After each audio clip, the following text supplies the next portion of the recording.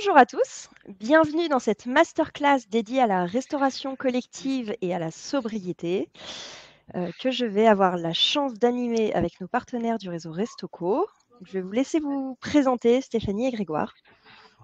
Bonjour, Stéphanie Chevalier-Lopez, fondatrice de SCL Qualité, centre de conseil en hygiène alimentaire et meilleure envoyée de France en conseil et expertise en sécurité alimentaire. Merci Stéphanie. Bonjour à toutes et tous, Grégoire Maille, designer, cuisinier et maintenant formateur chez Restoco, notamment sur les pratiques alimentaires. Culinaires. Merci Grégoire. Donc pour ma part, je suis Gwenelle Averti, je suis la cofondatrice d'Octopus HACCP et aujourd'hui je suis avec François-Xavier, je te laisse te présenter. Bonjour à tous, moi je suis François-Xavier, donc responsable des grands comptes chez Octopus et expert en restauration collective. Merci à tous d'être là. Et j'en profite de passer le bonjour à David Morelière qui est connecté pour cette masterclass. Bienvenue à tous. Et donc chez Octopus, nous, on édite une application qui permet de faire tous les relevés HACCP, température, traçabilité, plan de nettoyage. Alors, comment ça va fonctionner? Vous avez un système de chat en bas à droite de votre écran. Vous avez des questions, vous avez envie de nous dire bonjour, vous nous mettez un petit message et on y répondra avec plaisir pendant la masterclass ou à la fin si la question n'est pas forcément liée au sujet qu'on évoque au moment où on passe les slides. Et restez bien jusqu'à la fin puisqu'on aura des cadeaux pour vous avec des fiches pratiques à télécharger qu'on vous enverra. Alors, le menu. Aujourd'hui, on va parler de pas mal de sujets, tous autour de la sobriété. Donc, on va évoquer les problématiques de gaspillage alimentaire, de conservation au froid, de cuisson. On va vous donner des trucs et astuces pour vos refroidissements et remontées en température. On va parler d'économie aussi sur les huiles et du plan nettoyage et de désinfection. Et on répondra évidemment à toutes vos questions. Alors, je vais laisser la parole à Stéphanie et Grégoire pour vous présenter le sujet de la sobriété. Allez-y. Alors l'idée, c'était de vous parler de la sobriété en regard justement de l'HACCP pour avoir amélioré nos pratiques tout en étant conformes aux exigences de vos PMS, etc. Donc derrière la sobriété, c'était l'optimisation de nos énergies, qu'elles soient humaines, chimiques, produits et autres, les optimiser pour avoir notre résultat, donner des bons résultats à nos actions. Donc ça se faisait sur 4 points majeurs qui étaient d'abord d'éviter ou de limiter le gaspillage alimentaire, puisqu'on va être vraiment sur les produits, sur les achats, donc gagner en coût, limiter sa consommation énergétique et sa consommation chimique. Et donc, enfin, tout ça autour de optimiser sa production pour une meilleure efficacité. Ça correspond à des travaux aussi, des réflexions qu'on a menées chez Restoco depuis à peu près 1 an avec le cercle sur la sobriété énergétique qui a été lancé il y a à peu près 1 an, Stéphanie, il me semble, qui reprend un peu tous ces résultats. Donc tout d'abord, c'était autour du gaspillage alimentaire. On pourrait en parler pendant des heures, mais là, on va juste faire un petit coucou au gaspillage alimentaire avant de passer à autre chose. C'était simplement se dire que forcément, si on veut optimiser nos productions et limiter nos coûts, forcément, le gaspillage alimentaire en fait partie. Sur 2 points, parce qu'on peut le diviser en 2, avec la notion de production ou de surproduction, qui peut être lié à une méconnaissance des effectifs ou une mauvaise approche des effectifs ou autre, ou encore après dû à des surgrammages trop importants dans les assiettes par rapport aux produits ou autres. Donc ça, forcément, ça va donner des risques de gaspillage alimentaire. On peut avoir sur les fins de self ou sur les fins de service des bains-maries ou des vitrines qui soient trop remplies.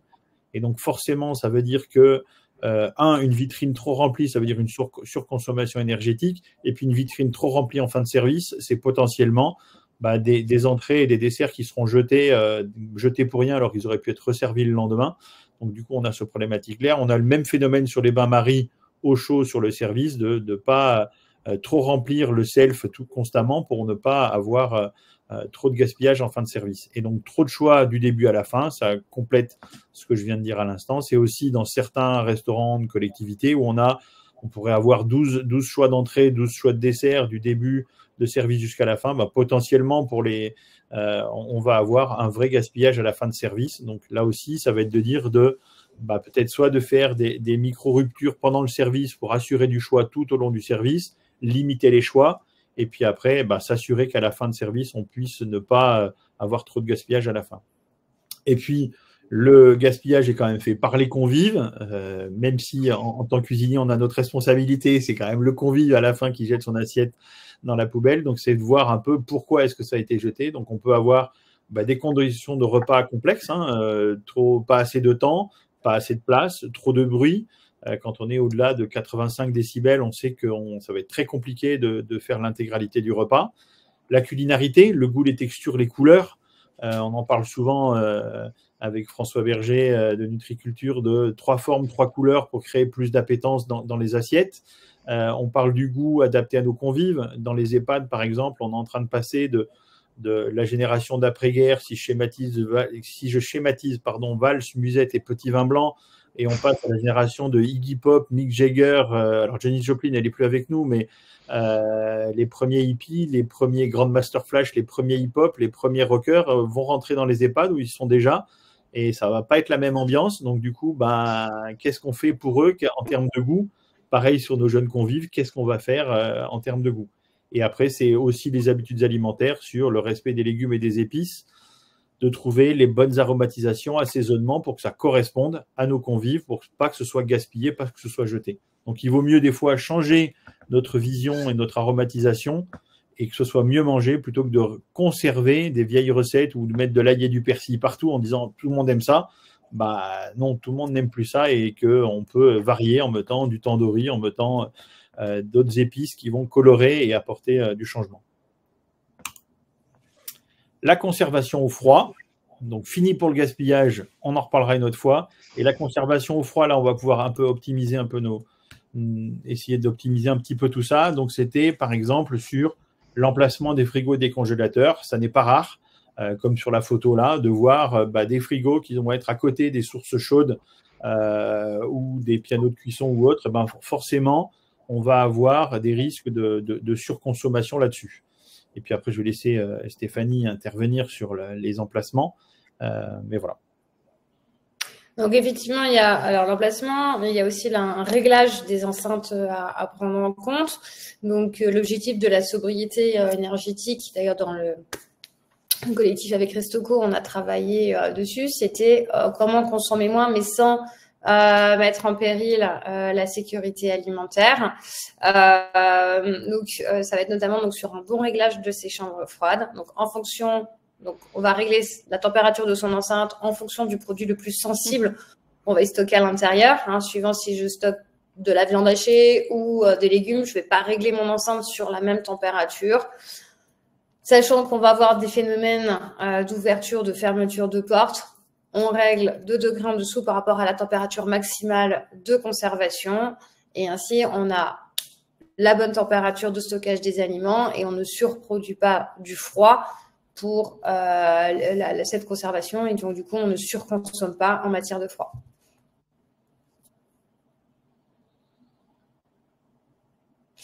En matière de rangement et d'entretien des frigos, là encore, eh bien, les bonnes pratiques d'hygiène permettent non seulement d'assurer la bonne conservation des aliments, mais vont avoir également un impact sur la consommation d'énergie. Notamment, on vous demande dans les bonnes pratiques d'hygiène d'entretenir régulièrement vos frigos et vos congélateurs et surtout notamment de les dégivrer parce que lorsqu'on a trop de givre, on va avoir des oscillations de température qui vont avoir un impact sur la bonne conservation des aliments. On a également, au niveau de l'ADEME, qui a communiqué que si j'ai entre 2 à 3 mm de givre dans mon enceinte, eh bien, j'engendre une surconsommation de 30% environ en matière d'énergie, donc ce qui n'est quand même pas négligeable sur ces factures d'électricité en fin de mois. Également aussi, le bon rangement en chambre froide, ne pas empiler trop, entasser les aliments les uns sur les autres, pour permettre un bon flux dans les enceintes. On vous demande aussi de retirer tout ce qui est carton pour des bonnes pratiques d'hygiène, mais ça va avoir aussi une incidence sur le fait de pouvoir bien refroidir les produits qui sont à l'intérieur. Et enfin, vous allez avoir toute la partie maintenance, notamment tout simplement, par exemple, les joints, que ce soit des chambres froides ou des tours réfrigérées. Hein, si j'ai des joints en mauvais état, je vais avoir une déperdition de froid. Donc, au niveau conservation des aliments, je vais avoir une incidence, mais aussi je vais avoir une incidence en matière de consommation parce que les moteurs vont devoir compenser cette perte de froid. Donc, on va être en surconsommation. Bon, sachant, n'oublions pas qu'un moteur coûte beaucoup plus cher que des joints. Donc, c'est vraiment important d'anticiper ça et donc, du coup, de bien entretenir ces joints de tour réfrigérés. Enfin, également, au niveau du nettoyage des moteurs. Donc, ça peut être soit fait par la personne qui s'occupe de la maintenance, soit le frigoriste, donc de faire entretenir ces moteurs régulièrement, notamment de les dépoussiérer, qui va éviter une usure prématurée, le fait que le moteur doit pousser trop fort et également engendrer une mauvaise conservation au froid puisqu'on n'aura pas assez de froid qui sera produit. Au niveau des températures de stockage, je laisse la main. Alors, pour les températures de stockage, il n'y a pas de… Alors, je parle toujours sous le contrôle de Stéphanie. Il n'y a pas de réglementation à proprement parler sur les températures. Il n'y a pas de… Alors, si. Pardon, je coupe. Oui. Il y a un arrêté qui définit les températures de stockage par catégorie de produits. Alors, par grande catégorie français, par catégorie de produits, on a des températures à ne pas dépasser. Aussi, que ce soit aussi bien pour la livraison que pour la conservation, mais c'est par catégorie de produits. Il n'y a que pour les fromages où on a une particularité, où les fromages, c'est sous la responsabilité du fabricant. Et quand on ne sait pas, on regarde sur l'étiquette du produit et là, on trouvera l'information. Merci pour cette précision. Du coup, les éléments qui sont extrêmement importants à retenir, c'est que plus le produit est sensible, plus la température de conservation doit être sous contrôle. Par exemple, tout ce qui est steak haché, poisson frais, retenez vraiment que c'est 2 degrés. Là-dessus, il faut être intransigeant parce que le risque est extrêmement élevé. Tout ce qui est préparation maison, ça va être 3 degrés maximum. On voit souvent des cuisines où en fait, il n'y a pas assez d'enceintes froides pour faire des catégories différentes. Et les enceintes froides sont en général à 4 degrés, ce qui n'est pas du tout une bonne pratique. Donc, soyez vigilants là-dessus. Et référez-vous aussi pour tous les produits emballés aux informations sur l'étiquetage qui sont la responsabilité du fabricant. On vous enverra à la fin justement cette fiche d'indication pour bien mettre à jour les catégories de produits avec leur température. François-Xavier, comment est-ce qu'on fait pour contrôler les enceintes froides? Je te laisse la parole. Alors, pour contrôler les enceintes froides, ce qu'on fait, c'est qu'on prend l'application Octopus. Non, pas tout à fait. En fait, ce qui est important, du coup, c'est de contrôler au moins 2 fois par jour les enceintes froides. Donc, l'idée, c'est d'avoir un thermomètre dans le frigo, de consulter la température et ensuite de la renseigner. Donc, c'est là-dessus, sur la manière de renseigner, où il y aura différentes façons. Donc, il y a la version, on va dire, un peu à l'ancienne, où on fait sur le papier qui est généralement collé sur le frigo, on va renseigner les températures au jour le jour en mettant son nom. Et nous, Octopus, on propose une application en fait qui permet de faire ça beaucoup plus facilement. Donc c'est une application qui est sur tablette ou téléphone, donc ça peut être pratique pour vous. Donc, vous avez simplement à renseigner les températures. Et ce qui est bien, c'est qu'on peut aussi renseigner les alertes en cas de température dépassée, parce que parfois en cuisine, cette personne pourrait renseigner des températures non conformes sans s'en rendre compte. Donc là, du coup, on est alerté et ça nous permet aussi de renseigner la non-conformité et la mesure corrective qu'on a mis en place derrière. Et encore mieux, encore plus simple, on peut aussi proposer en fait des sondes connectées qui permettent de faire des enregistrements de température toutes les 10 minutes avec jour et nuit, avec des systèmes d'alerte SMS et mail en cas de non-conformité, de manière à pouvoir réagir en amont et pas avoir à détruire la marchandise. Est-ce que c'était bien, Gwen? Merci François-Xavier, c'est parfait. Non, mais c'est vrai que les enregistreurs de température, ça permet à la fois d'être alerté en cas de problème. Du coup, on peut réagir vite, on n'a pas besoin de jeter une chambre froide complète. Et le deuxième truc, c'est qu'en fait, la consultation des courbes de température permet aussi de voir les dysfonctionnements qu'il y a sur les enceintes froides et de pouvoir réagir. Et dans un objectif de sobriété, ça permet aussi d'affiner les réglages. On est passé au froid, on va faire monter la température. On passe au chaud. On passe au chaud. On avait déjà fait il y a quelque temps un webinaire sur les cuissons à juste température et de nuit. Juste un petit rappel, c'était l'idée de la consommation. Si on fait un parallèle avec l'automobile, même si on n'a pas le droit de rouler à 180 sur l'autoroute, on s'aperçoit que forcément la consommation ne sera pas la même qu'à 110 et donc, ou qu'à 80. Et donc forcément, ça va jouer pareil sur les cuissons, etc. Donc on a ce phénomène de réglage de température au plus proche de la température à cœur du produit.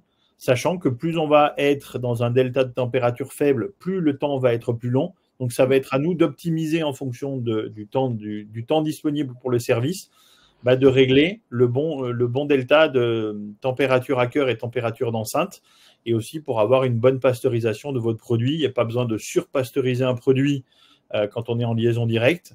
Et par contre, en J+3, on va avoir besoin d'une juste pasteurisation, donc c'est ce fameux couple temps-température. Pourquoi la cuisson à juste température? Parce que quand on est sur un rôti, par exemple, en cuisson standard, on va avoir quasiment 30% de perte à la cuisson, alors qu'une cuisson à juste température va nous amener qu'à 10% de perte. Donc, ça veut dire que, on aura moins consommé, donc on aura gagné sur notre facture électrique. On va avoir moins perdu sur le produit, donc on va aussi gagner sur notre coût portion. Donc là, on a déjà un double gain. Et puis après, on a aussi des meilleures qualités organoleptiques sur la couleur, mais c'est surtout sur la texture, donc la jutosité et la tendreté. Donc ça veut dire que là aussi, pour les EHPAD, ça veut dire potentiellement moins de texture modifiée. Et puis on a forcément des meilleurs nutriments, ou en tout cas une meilleure nutrition sur des bonnes cuissons à juste température, parce que forcément quelque chose de très sec va être plus compliqué à manger. On va moins absorber les nutriments, il y en aura moins dans la cuisson puisqu'on aura tout détruit. Et donc du coup, on aura quand même des meilleures qualités là-dessus.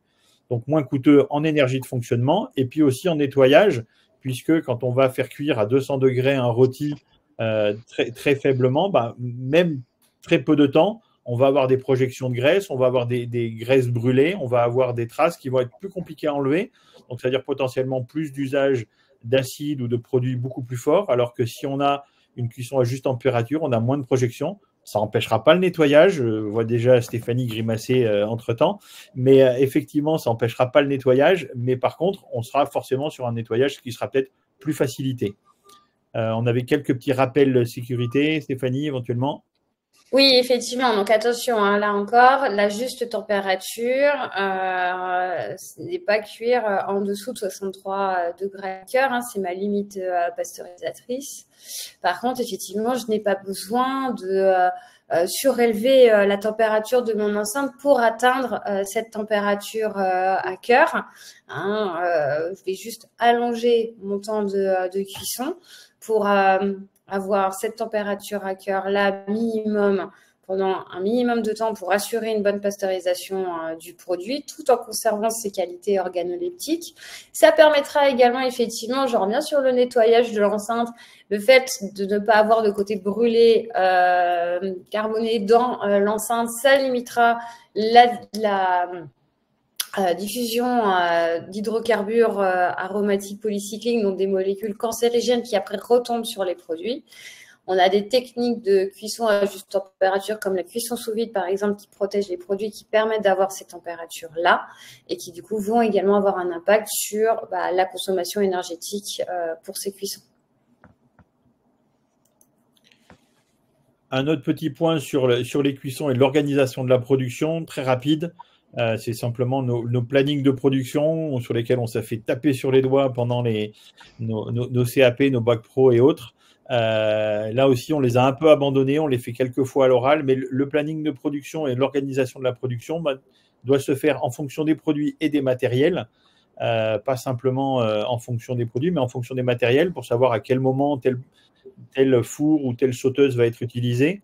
Et du coup, derrière, ça va être aussi de travailler ces menus pour mutualiser et optimiser les températures de cuisson pour que quand le four fonctionne avec 2 plaques de, je vais dire des bêtises, un granola, qu'on utilise aussi la même température pour y cuire des pommes, pour y cuire des fruits, des légumes ou autres. Et du coup, on va mutualiser, remplir son four au mieux pour qu'il soit le plus efficace possible.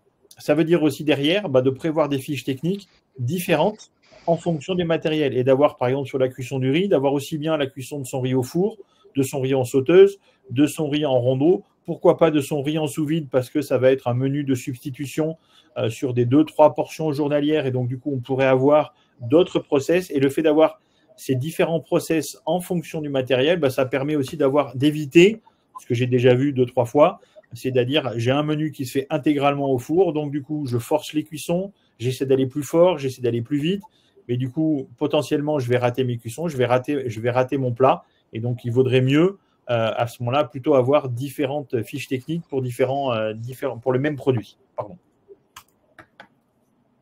la bonne gestion des refroidissements. Là, je crois que c'est à Stéphanie de prendre le relais. Oui, alors, pour rappel, hein, l'objectif sur le plat cuisiné de refroidissement rapide, on doit tomber en dessous de 63 degrés à cœur jusqu'à 10 degrés en moins de 2 heures. Ça ne veut pas dire que ces 2 heures-là ne correspondent pas au temps d'entrée en cellule. C'est bien le temps à partir du moment où je suis en dessous des 63 degrés à cœur. Donc, un produit qui est très chaud, fumant, on ne va pas tout de suite le mettre dans la cellule. Là, on a un risque notamment d'avoir une croûte en glace qui se forme autour du produit. Et du coup, le produit va rester chaud à cœur, ne va pas être refroidi. Donc, on peut très bien laisser refroidir son produit tant qu'il reste au-dessus des 63 degrés à cœur à température ambiante dans un environnement sain, hein, évidemment. On ne va pas le mettre sur le bord de fenêtre dehors. Mais normalement, je suis dans un environnement sain. Et ensuite, quand je vais me rapprocher de ces 63 degrés à cœur, et là, c'est très facile à surveiller, on met une sonde avec une alarme à cette température-là, je vais mettre ensuite dans ma cellule. Et là, du coup, mon temps de refroidissement dans la cellule va être optimisé, va être beaucoup plus rapide.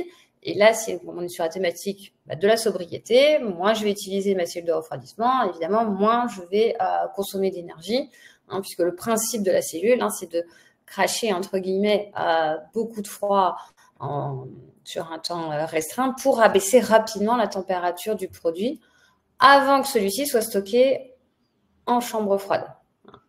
Donc, prenez bien ça en compte sur cette durée-là. C'est pas les 2 heures en sortie de cuisson, c'est à partir du moment où j'atteins les 63 degrés à cœur, où là, je dois, en moins de 2 heures, descendre en dessous de 10 degrés.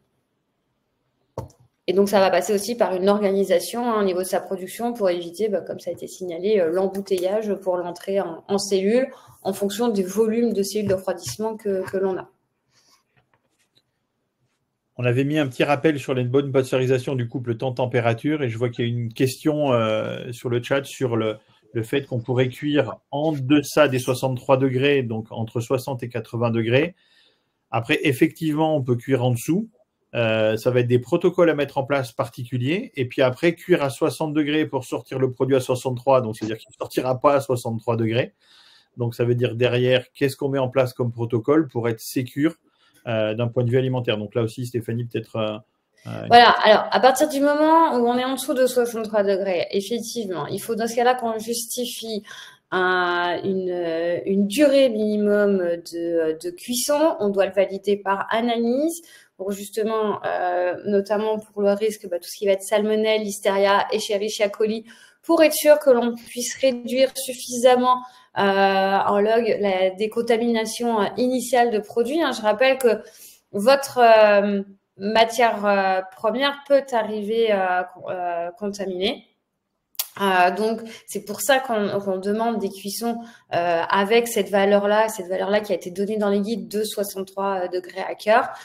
Si vous souhaitez valider un protocole avec des cuissons plus basses sur des produits tels que le foie gras, on a des protocoles qui sont validés entre 57 et 60 degrés à cœur avec un environnement qui dépasse pas les 65 degrés. C'est possible, mais avec des temps minimums. Et ça doit être validé par analyse avec une fiche technique qui est bien rédigée et voilà, un process qui est bien encadré.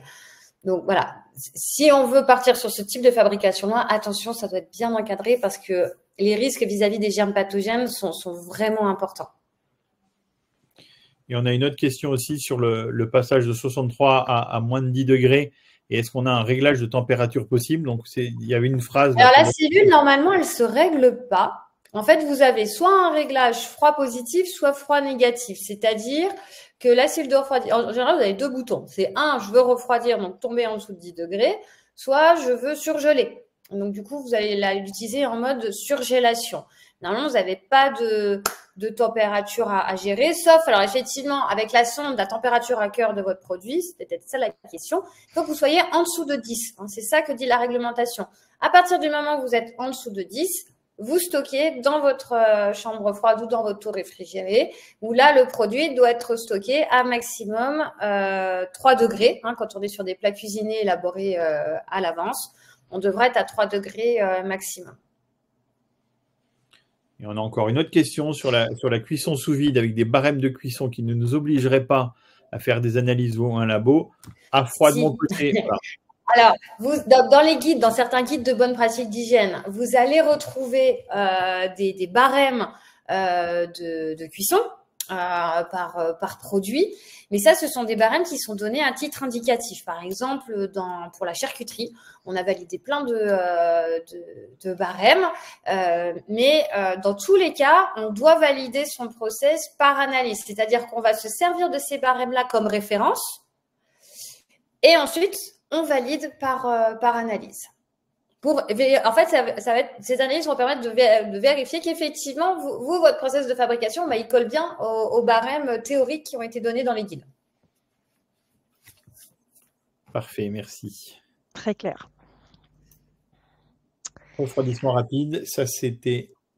Ouais, alors je voulais préciser en fait qu'est-ce qu'on doit noter d'un point de vue réglementaire. Donc comme on l'a dit, c'est une étape à risque. Et le temps passé avant 63 degrés ne compte pas dans le décompte. En fait, ce qu'il faut que vous notiez, c'est systématiquement que vous ayez une cellule de refroidissement ou pas, parce qu'il y a d'autres manières de refroidir des denrées alimentaires, comme le refroidissement sur les glaçons, sous l'eau, etc. Et ça dépend des denrées, évidemment.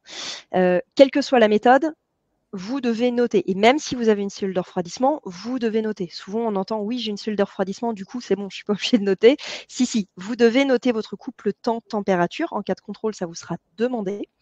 Donc, qu'est-ce qu'il faut noter? Au départ du refroidissement, le nom du produit, l'heure de départ du refroidissement, la température, et lorsque le refroidissement est terminé, l'heure de fin de refroidissement et la température. Et vous devez calculer un couple temps-température qui ne dépasse pas les 2 heures. On sait que bien souvent, vous ne mettez pas le produit en cellule à 63 degrés, mais à plus.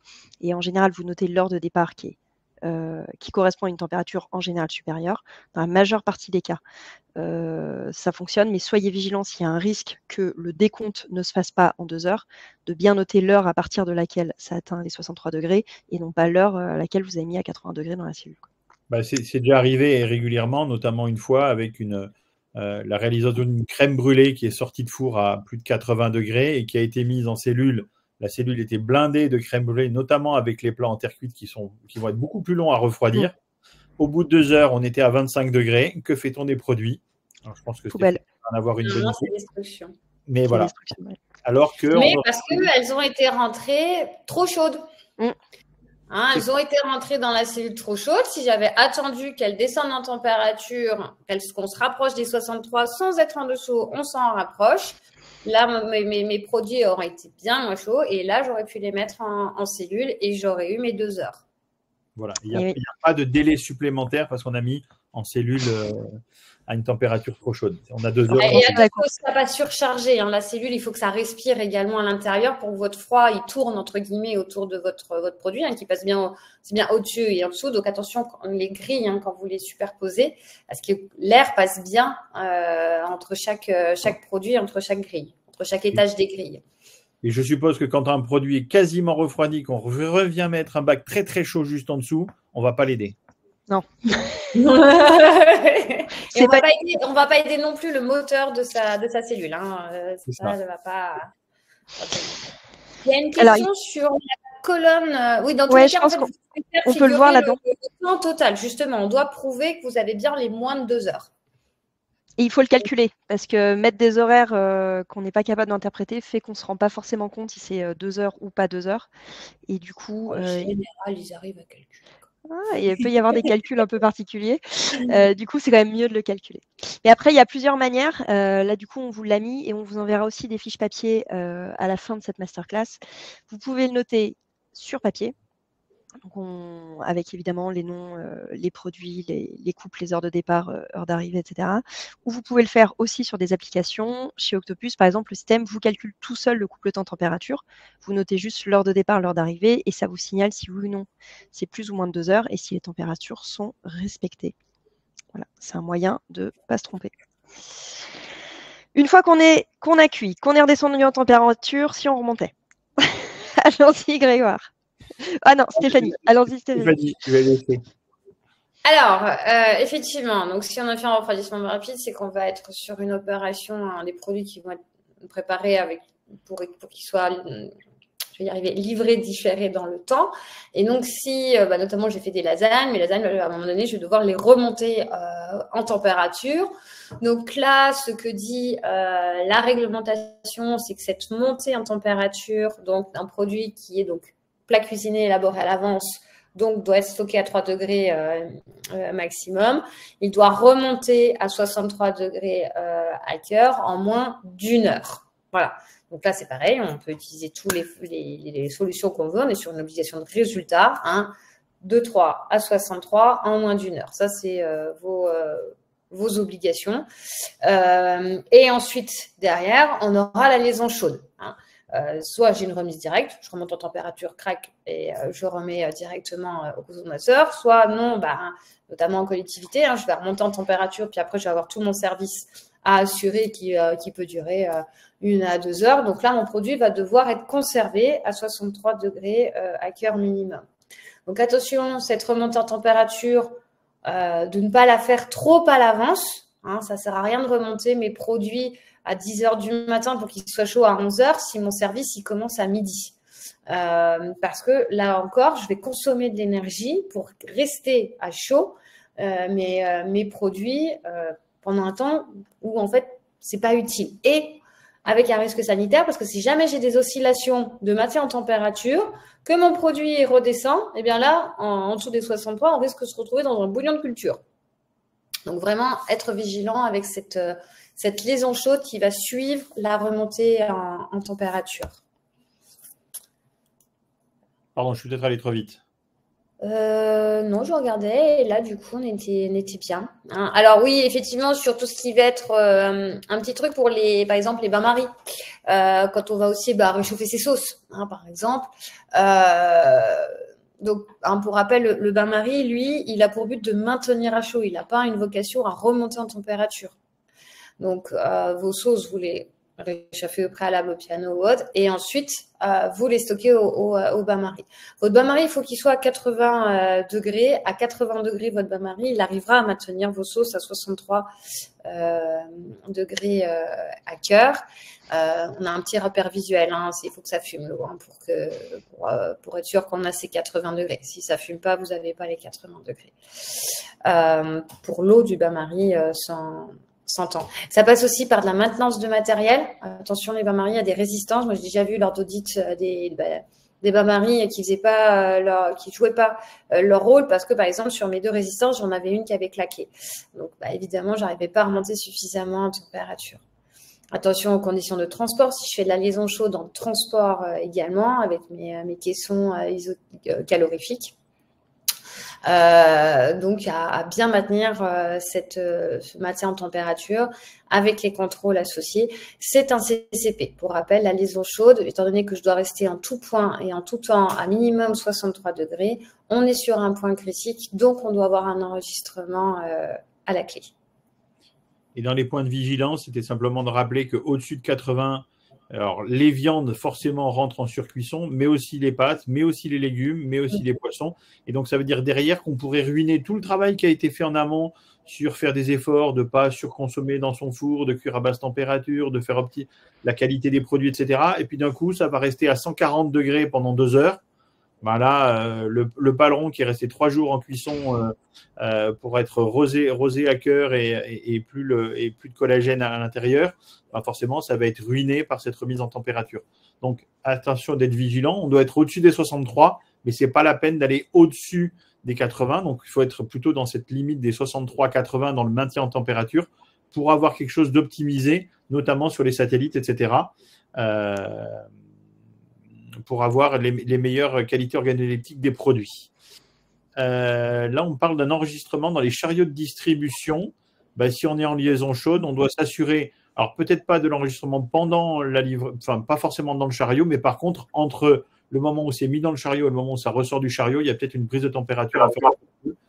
Ouais, sachant que là, du coup, quand on est sur des établissements qui utilisent des chariots comme ça de chaud, d'hydratation chaude, c'est souvent le secteur hospitalier qui est concerné, donc public sensible, et qui sera encore plus fragilisé si j'ai une liaison chaude qui n'est pas respectée. sachant qu'on sait qu'entre le moment où c'est mis dans les chariots et le moment où c'est monté dans les champs, il peut y avoir aussi un delta de temps à ce moment-là. Donc pour moi, ça me paraît important de vérifier avant de mettre dans mes chariots, justement, mon produit est bien 63 degrés à cœur et que quand il arrive dans les étages, eh bien qu'on a également les 63 degrés à cœur. Ça veut dire qu'on vérifie que son matériel fonctionne et que les chariots qui doivent maintenir au chaud les produits, les maintiennent effectivement. Oui, et c'est pas forcément pertinent d'aller chauffer ces produits à 90 degrés à cœur avant de les mettre en chariot pour qu'ils soient sûrs d'être à 63 derrière au service. Là, il faut peut-être se poser la question de modification ou d'optimisation de son matériel, parce que forcément, monter un produit à 90 degrés, on risque d'avoir une perte des nutriments, une perte organoleptique et un produit qui va être martyrisé pour pas grand-chose. Et alors, je vois une question par rapport à est-ce que l'on doit tracer malgré la promesse du fournisseur? Oui, le matériel n'est pas… je dis, mais on a beau tout vous promettre, que c'est parfait, etc. Ça reste du matériel qui peut flancher, qui peut avoir un problème de conception, ne serait-ce que même à la base, même sur du stockage, des enceintes toutes neuves, pour être intervenu soit sur des mises en place de labos tout beau, tout neuf, avec la moitié des enceintes où les sondes elles sont mal réglées, ou même sur des événements où les enceintes non plus ne fonctionnent pas, on a dû tout revoir les réglages. C'est vraiment important de pointer que votre matériel fonctionne.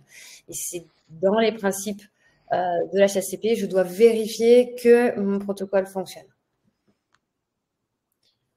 Et dans les questions, effectivement, des portes ouvertes froid-chaud durant tout le service avec des entrées à 15 degrés et des plats à 40. Donc là, c'est là où il faut optimiser son matériel. Justement, parlant de ça, point de vigilance, donc c'était le maintien des productions chaudes au-dessus de 63 et les productions froides en dessous de 10 degrés. Donc de faire des bons réglages. Et ce qu'on pouvait amener comme bon geste à se rappeler, c'était de dire que ça ne sert à rien d'allumer trop tôt ces bains-maries et ces vitrines. Alors, je ne vais pas vous dire qu'il faut les allumer 5 minutes avant le service. Je pense que là, je me tromperais, je me ferais taper sur les doigts, encore une fois.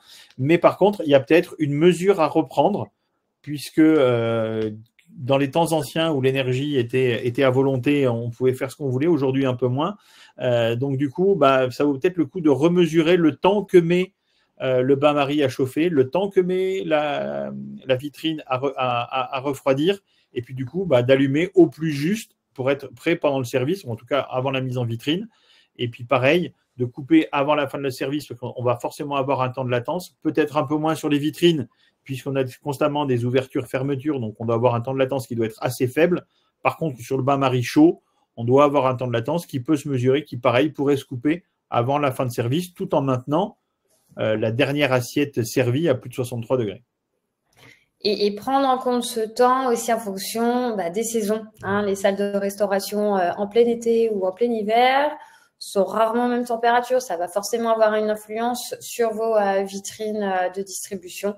Donc, les prendre en compte. En été, en général, je mets beaucoup plus de temps à refroidir ma vitrine qu'en hiver où on ne doit pas dépasser les 19 degrés. Voilà. Hop. Alors, sur les contrôles, il est évidemment fortement conseillé de contrôler les températures de service. L'objectif, en fait, c'est de garantir la température tout au long du service. À minima, c'est un contrôle avant le début du service. Il est fortement recommandé quand même, et la majorité de nos clients sont surtout sur cette méthodologie, c'est de le faire 2 fois. Une fois avant la fin du service, enfin une fois avant le début du service, une fois à la fin. Pourquoi à la fin? Parce qu'il faut quand même garantir que le buffet froid, à la fin du service, surtout au mois d'août, pour un peu qu'il y ait un peu de soleil sur le buffet, soit toujours à la bonne température et que la salade avocat, crevette, mayo soit pas montée à 25 degrés, parce que là, vous êtes sûr que vous perdez vos convives. Donc, les infos à noter, c'est comme toujours le nom du produit, l'heure à laquelle vous avez fait le contrôle, et mettez vraiment l'heure plutôt que juste avant le service ou après le service, la température que vous avez constatée, et si la température n'est pas bonne, l'action corrective en cas de problème de haute température. C'est pas oui, la température n'est pas bonne, je laisse sur le buffet. Ça peut être très très dangereux. Donc c'est extrêmement important de contrôler, d'autant plus si vous avez des populations sensibles, avant et à la fin du service, mieux vaut 2 fois qu'une.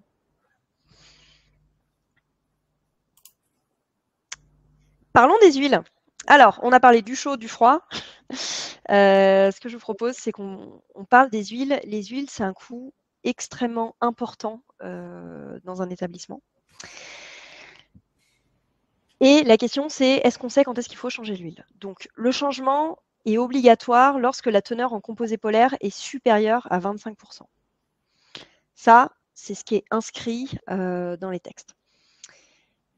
Cependant, on sait que vous ne testez pas tous la qualité de vos huiles. On a énormément de clients qui nous disent, en fait, moi, je la change à l'œil ou je la change tous les X jours. Pourquoi? C'est deux mauvaises réponses. C'est deux mauvaises réponses. La première, parce que quand je la change à l'œil, en fait, j'en sais rien, si c'est supérieur à 25% ou pas. Et quand je la change tous les X jours, en général, c'est des changements qui sont aussi trop fréquents. C'est-à-dire que l'huile pourrait être utilisée un peu plus. Mais comme vous ne la testez pas, vous ne savez pas et vous la changez par précaution. Donc, ce qu'on vous conseille vraiment, c'est de tester les huiles. Ça vous permet d'optimiser les fréquences de changement et donc, ça permet de réaliser des économies. Alors, les tests peuvent être faits par bandelette ou par texteur électronique. Il s'avère que sur les bandelettes, je parle sous le contrôle de Stéphanie Grégoire, les bandelettes ne définissent pas le taux de composé polaire. Elles définissent d'autres taux, mais le composé polaire, en fait, ne se mesure qu'avec des testeurs électroniques, type Ebro, Testo ou d'autres marques. Mais ça reste quand même des systèmes, même si c'est pas du tout le même prix. Un testeur électronique, c'est environ 400 €. Une bandelette, c'est quelques centimes. C'est pas le même système, mais c'est un système quand même qui est fiable. Donc c'est important, tester, ça vous permettra de savoir et donc de changer à bon escient. Il y a plein de raisons qui font que l'huile de friture va se dégrader et qu'elle va atteindre ce taux de composé polaire beaucoup trop vite. Et il y a des raisons qui sont très très simples et qui vont vous permettre d'agir facilement. La première raison, c'est que souvent, l'huile est trop chauffée. Quand vous êtes sur de la surchauffe, ça va dégrader votre huile. Là, on est sur une thématique de sobriété, donc c'est aussi plus d'énergie consommée et en plus, vous perdez votre huile. Donc faites très attention, vérifiez, étalonnez vos thermostats, 180 degrés max. Au-delà, ça ne sert à rien, ça brûle tout et ça consomme trop de délai. Ensuite, la filtration, filtrer l'huile, c'est enlever les résidus. Enlever les résidus, ça évite qu'ils brûlent et donc, s'ils brûlent, ils vont dégrader la qualité de l'huile. Donc, le fait de filtrer systématiquement votre huile, évidemment une fois qu'elle est froide, à la fin des services, vont vous permettre de prolonger la durée de vie de votre huile. Un autre effet qui dégrade l'huile, c'est quand on met de l'eau dedans. Alors, dans les faits, on ne va pas mettre de l'eau dedans, mais on va avoir des produits surgelés qui vont contenir un peu de givre parfois et le fait que ce soit mal épongé et qu'on plonge par exemple dans un bain d'huile des légumes ou des frites qui contiennent en fait de l'eau fait que l'huile va mousser et donc va se dégrader. Donc il est fortement conseillé de vérifier et d'éponger les ingrédients avant de les cuire. Et enfin, une autre source de dégradation de l'huile, c'est le contact avec l'air. Donc on vous conseille, après la filtration, de la stocker dans des bacs fermés, plutôt au frais. Ça évite sa dégradation. Donc ces 4 petits gestes, vérifier la chauffe, filtrer, vérifier qu'on éponge bien les ingrédients avant de les mettre dedans et stocker l'huile sans contact avec l'air, vont vous permettre en fait de faire des économies et d'allonger la durée de vie des huiles. Est-ce que vous avez quelque chose à ajouter sur les huiles, Stéphanie et Grégoire? Non, juste c'est ce qu'on a observé notamment avec le cercle de sobriété énergétique, ne pas allumer trop tôt non plus en avance la friteuse. C'est vrai qu'avant, on avait le réflexe, le premier qui arrivait, clac, clac, il allume les fours, le piano, la friteuse, peu importe si la friteuse, je m'en sers pas avant 11h du matin, elle est allumée dès 8h. Donc ça, non, ça a un impact aussi sur sa consommation énergétique et également sur la qualité de son huile. Et puis après, il y a les types de produits qu'on va mettre à frire. Effectivement, quand on est sur les 3/4 du temps, on est quasiment que sur des frites. Et du coup, le jour où on doit faire des falafels, par exemple, où on sait que ça va plus fortement abîmer l'huile, on va peut-être le faire juste avant le changement plutôt que de la faire avec une huile neuve. Donc, on essaie d'avoir un peu de jongler là aussi sur ces menus avec ça pour éviter d'avoir une huile neuve à ruiner quasiment tout de suite. Très juste. Il y avait une question sur le bac à utiliser. Quelle température la conserver? Ah oui, pour stocker l'huile, je dirais bac gastro, et puis conserver en chambre froide. Froid positif. Ouais. Froid positif. Non, Stéphanie, notre. Je suis même pas sûre qu'on a une obligation de stocker son huile à un froid positif. Alors, Non, il n'y a pas d'obligation. Parce que le problème, c'est qu'elle va se figer, elle va être Ouais. plus difficile à remonter en température, on va devoir consommer plus d'énergie. Donc, pour moi, il n'y a pas de température de conservation. Sauf, alors, contre-indication du fabricant, hein, toujours pareil. Et puis après, au niveau des bacs, il faut que ce soit des bacs alimentaires. Effectivement, pour l'huile, bon, c'est l'inox qui est le plus privilégié et qui sera plus facile à nettoyer après derrière. Maintenant, on a des friteuses de toute façon qui se ferment, hein, donc rien n'empêche de garder mon huile dans ma friteuse. À partir du moment où je remets le couvercle par-dessus, elle sera protégée des contaminations extérieures et elle sera à l'abri de la lumière également. Et il y a des chariots, je crois, de certains fournisseurs qui sont des chariots à huile qui permettent de récupérer l'huile dans un chariot spécifique et qui permet de le stocker après où on le souhaite. Oui. Merci beaucoup. Alors du coup, toujours pareil, comment est-ce qu'on peut enregistrer les huiles? François-Xavier, qu'est-ce qu'on fait avec les relevés d'huile pour attester du pourcentage de composés polaires et des contrôles qu'on a effectués? Alors, soit on va remplir une petite feuille papier qu'on peut d'ailleurs vous fournir aussi à la fin oui.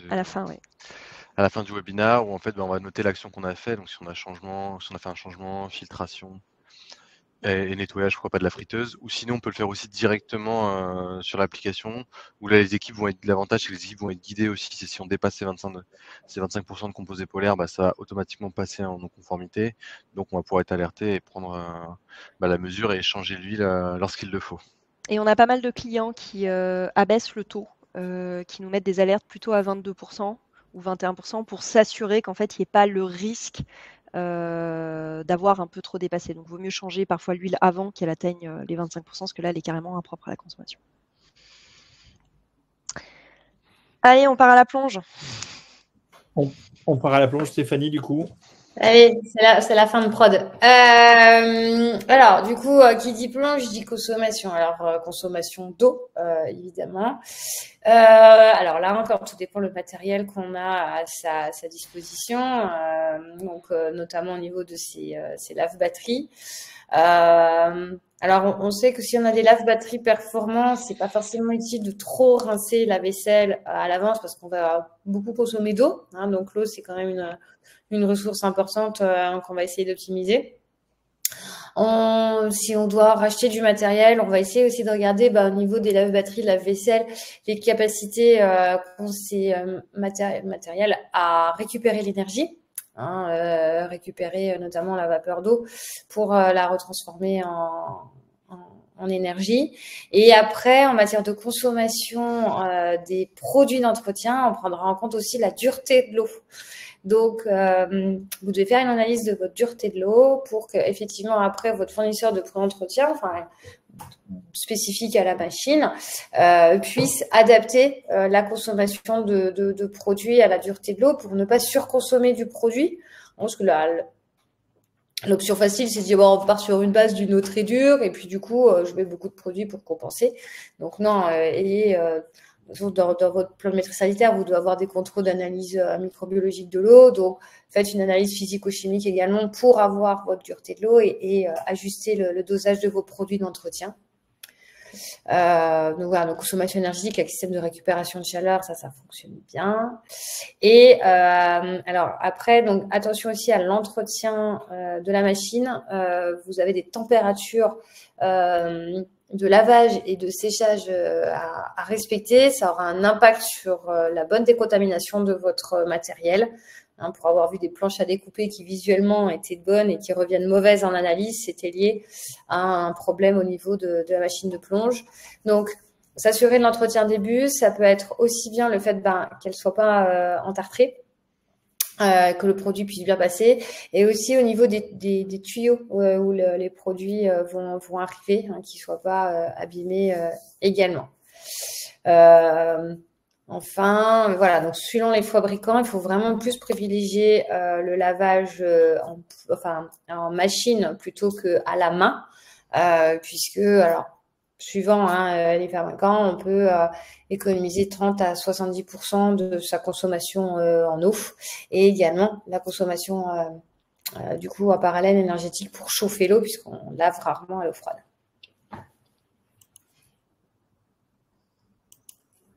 plan de nettoyage et désinfection. Alors, du coup, sur le plan nettoyage désinfection, une fois qu'on est passé par la plonge, il y a tout le reste de la cuisine à nettoyer. En fait, ce qui est important de prendre en compte, c'est d'utiliser déjà les produits qui sont efficaces pour nettoyer et désinfecter. Donc, il faut que vous sélectionnez des produits homologués qui sont certifiés aptes au nettoyage des surfaces en contact avec les denrées alimentaires et qui respectent les normes NF et EN. Parfois, il vaut mieux mettre un peu plus de budget dans certains produits, qui ont aussi des taux de dilution qui sont plus importants. Donc, c'est pas forcément, enfin, le prix au litre n'a pas beaucoup de sens. Le principe, c'est qu'est-ce que j'arrive à nettoyer avec ça, et qui permettent d'être efficaces. Afin de garantir en fait un maximum de respect de ses coûts, etc., pensez toujours au tact. C'est important, la température. On se rend compte, on a beaucoup de clients qui en fait respectent pas toujours les fiches techniques des produits qu'ils utilisent. Ils vont soit utiliser de l'eau trop chaude, soit de l'eau trop froide. Donc, du coup, l'effet actif du produit sera diminué. Donc, j'ai besoin d'en consommer plus. L'action mécanique, parce qu'on a beau avoir tous les produits du monde, l'huile de coude reste quand même ce qui marche le mieux. Donc, il faut frotter, il n'y a pas de secret. La concentration, ça c'est hyper important. Assurez-vous que vos machines, vos doseurs soient bien réglés. Et si vous n'avez pas de doseur, quand vous le faites à la main, que les équipes soient formées à la bonne dilution, le surdosage, c'est un coût. Et ça ne fait pas que ça marche mieux.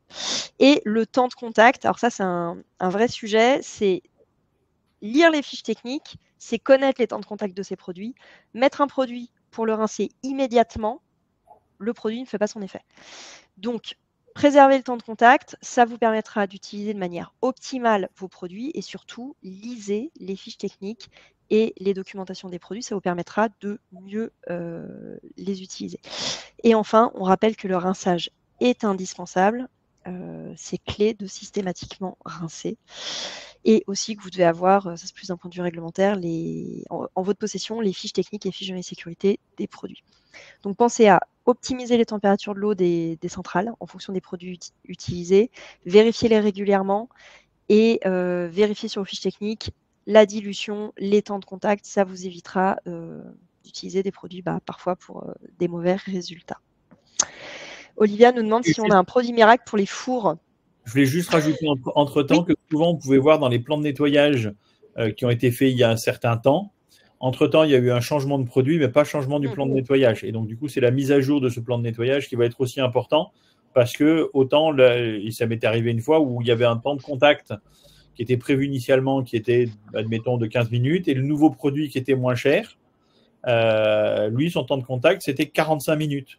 Donc, ça voulait dire qu'il fallait attendre 45 minutes et du coup, ça n'avait pas été mis à jour. Donc, ça voulait dire que voilà, potentiellement, les surfaces n'étaient pas désinfectées. C'est très important de mettre à jour son plan de nettoyage. Donc, effectivement, après, voilà. Question sur les produits respectant le développement durable. Oui. Oui, alors, il y en a. Alors, déjà, bon, faut quand même, depuis une dizaine d'années, il y a eu un vrai effort qui a été fait à ce niveau-là, au niveau des fabricants de produits, avec des produits moins nocifs pour l'environnement, aussi pour les opérateurs. Parce que moi, je me souviens des premières fiches techniques où on avait des warnings partout, attention les mains, attention l'environnement, corrosif, attention le matériel. Bon, là, on a de moins en moins d'alertes, avec pourtant des normes qui sont de plus en plus sévères. Vous avez des labels type EcoCert qui permettent également d'attester que les produits soient moins nocifs pour l'environnement. Alors après, faut pas rêver, un produit désinfectant, c'est un biocide, donc forcément, il va avoir un impact sur l'environnement. Donc d'où l'intérêt d'utiliser vraiment à bonne concentration le produit, parce que s'il est dilué correctement, voilà, il va vous décontaminer votre milieu, mais sans avoir d'impact sur l'environnement extérieur. Par contre, si j'en mets trop, là, ça va évidemment partir dans l'environnement et là, ça va avoir un impact. Il y a également aussi des efforts qui ont été faits en matière de conditionnement des produits d'entretien. Maintenant, vous allez voir des centrales avec des produits qui sont beaucoup, beaucoup plus concentrés, mais qui sont dans des petits bidons là qu'on branche directement dans la centrale sans qu'il y ait plus ce tube qui tourne dans le gros bidon. Ça va le concentrer directement. La dilution se fait dans la machine. Il n'y a plus du coup de risque de, on va dire, de contamination du produit sur les mains des opérateurs puisque là, on enclenche le bidon, le petit bidon dans le produit. Ça permet aussi de charger les vaporisateurs. Donc, plutôt que d'avoir à commander des cartons et des cartons de vapo, et ben là, on va renouveler ces vapos, on va recharger ces vapos avec ces centrales-là, pareil, en les clipsant dedans. Donc, ça vous optimise aussi votre espace de rangement. Ça fait aussi des économies sur tout ce qui va être livraison, puisque je suis plus obligée de livrer dans plein de cartons en grande quantité des produits. Je vais avoir des produits plus concentrés, mais que je vais diluer sur place pour remplir mes vapos. Donc là, il y a un vrai impact environnemental qui est fait, moins de conditionnement, moins d'impact sur les livraisons, moins d'impact sur les utilisateurs. Donc, il y a vraiment des choses qui sont faites. Et ça, c'est bien de vous renseigner auprès de vos fabricants parce que bien souvent, les centrales sont fournies avec les produits. Et c'est aussi les fabricants qui doivent s'occuper de l'entretien des centrales. Très bien. Merci Stéphanie. Juste, je réponds au vinaigre blanc ou on a le temps ? Allez-y. Alors, le vinaigre blanc, alors oui, c'est une bonne idée. Alors, mais c'est pas accepté par tout le monde. Le vinaigre blanc va être bactéricide, il va détartrer aussi. Donc, pour les inox, c'est très bien.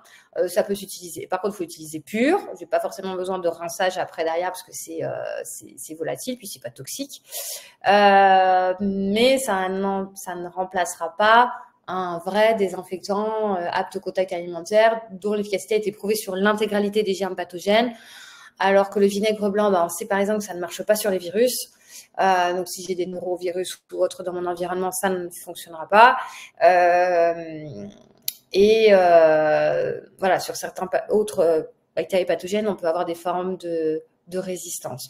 Mais ceci dit, pour finir ces surfaces, moi, je suis pour. Voilà, ça finit. Merci Stéphanie.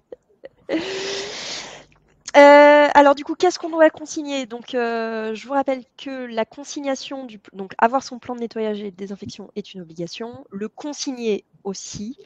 Donc vous pouvez, en fait, la méthode de consignation importe peu. C'est toujours pareil, une obligation de résultat et pas de moyens. Vous pouvez le remplir sur papier ou vous pouvez le remplir sur des applications comme Octopus qui vous permet en fait d'avoir votre plan de nettoyage à jour, toutes vos fiches techniques et fiches de sécurité intégrées et qui vous permet de savoir où vous en êtes et ce qu'il y a à faire. On arrive au bout de ces petits conseils sur la sobriété. Je vais passer la parole à Stéphanie et à Grégoire pour présenter leurs activités. Si vous souhaitez en savoir plus, si vous souhaitez former vos équipes, les accompagner, je pense que ce sont d'excellents formateurs. Donc, je leur laisse la parole pour se présenter sur leurs activités respectives. Merci. Donc, nous, dans nos formations, nous, chez Restocco, nous utilisons notre partenaire, donc SCL Qualité, dont voilà, Stéphanie est là.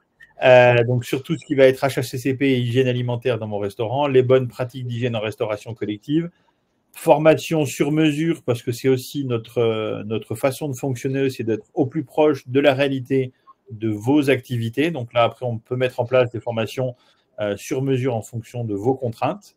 Et puis après, on a dans la lignée de notre sobriété sur les produits et les cuissons, formation sur les cuissons à juste température et de nuit.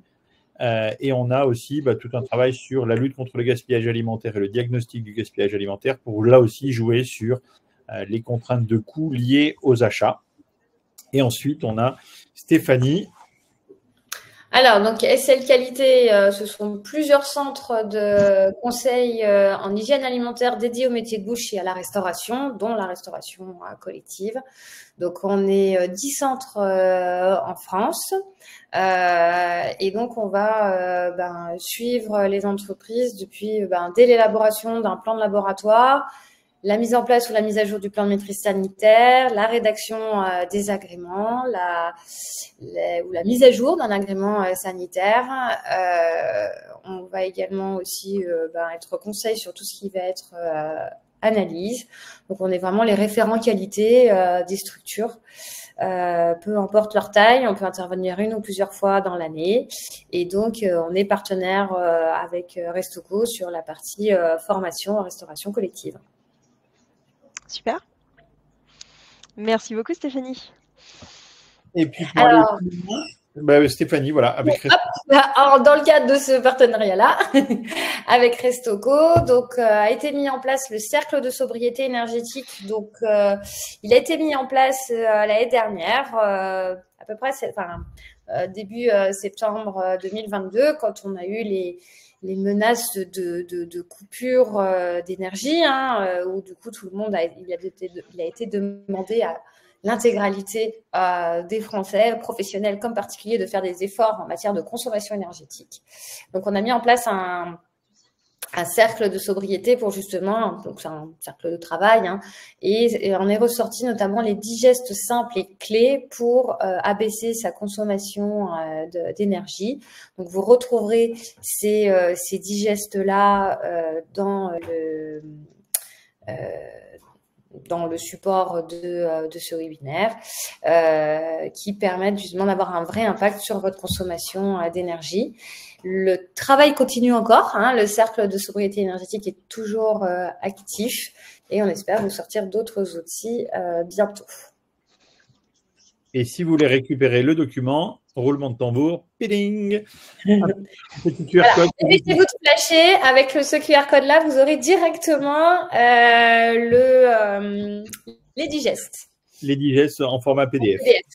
Voilà.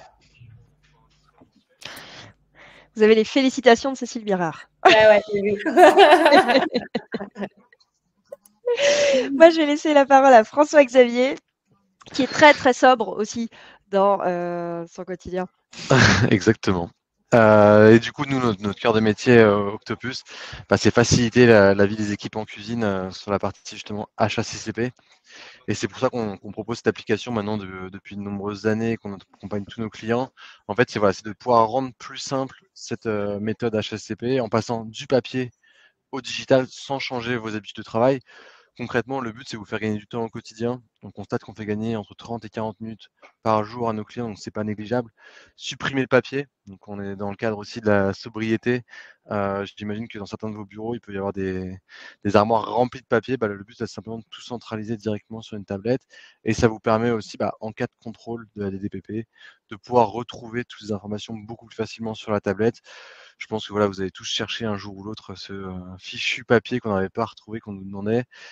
Donc voilà, le but d'Octopus est vraiment aussi pour vous rassurer, l'application, elle est vraiment super simple d'utilisation. On a presque 3000 clients aujourd'hui avec des typologies qui sont vraiment totalement différentes, avec des personnes qui ne parlent pas très bien français en cuisine, qu'on pourrait croire pas à l'aise avec le digital et qui s'y retrouvent très facilement et qui sont très contents d'avoir une application comme nous au quotidien.